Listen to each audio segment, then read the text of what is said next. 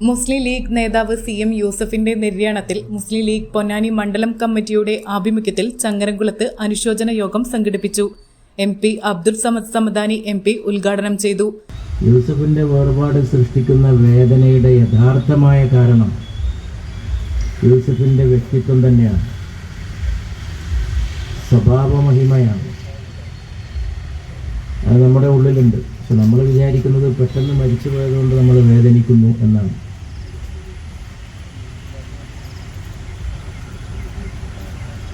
പെട്ടെന്ന് മരിച്ചു പോയി എന്നുള്ളത് ആ വേദനയുടെ ആഴം വർദ്ധിപ്പിക്കുന്ന ഒരു സംഗതിയാണെന്നുള്ള കാര്യത്തിൽ സംശയമില്ല. പക്ഷേ അതിൻ്റെയൊക്കെ അപ്പുറത്ത്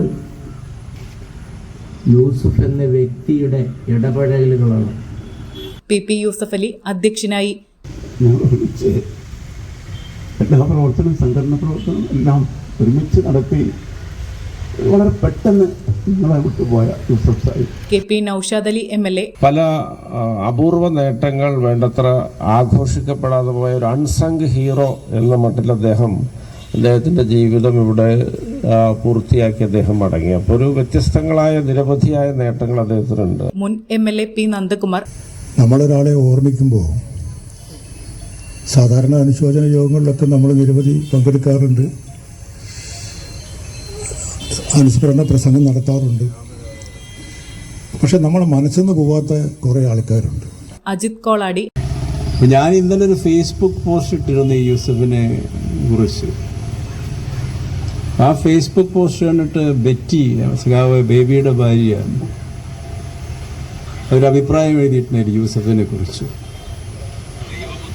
ഇതൊക്കെ കാണിക്കുന്നത് എന്താ? യൂസഫ് എല്ലാവരുടെയും സുഹൃത്താണ്. ആലങ്കോട് ലീലാകൃഷ്ണൻ. എന്താണ് പറയേണ്ടതെന്ന് അറിഞ്ഞുകൂടാ. എനിക്ക് പ്രസംഗിക്കാൻ ബുദ്ധിമുട്ടുള്ള ആളല്ല, പക്ഷെ എനിക്കിപ്പോൾ അങ്ങനെ വാക്കുകൾ പുറത്തേക്ക് വരാൻ ബുദ്ധിമുട്ടുള്ളൊരു സാഹചര്യമാണ്. കാരണം കൂടെ നടക്കുന്ന ഒരു കൂട്ടുകാരനെ പെട്ടെന്ന് കാണാതായതുപോലൊരു ശൂന്യതയാണ് അനുഭവിക്കുന്നത്. അഷ്റഫ് കോക്കൂർ.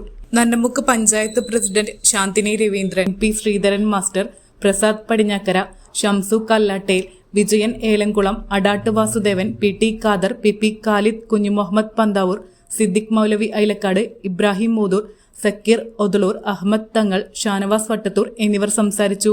ഷമീർ ഇടിയാട്ടേൽ സ്വാഗതവും VV ഹമീദ് നന്ദിയും പറഞ്ഞു.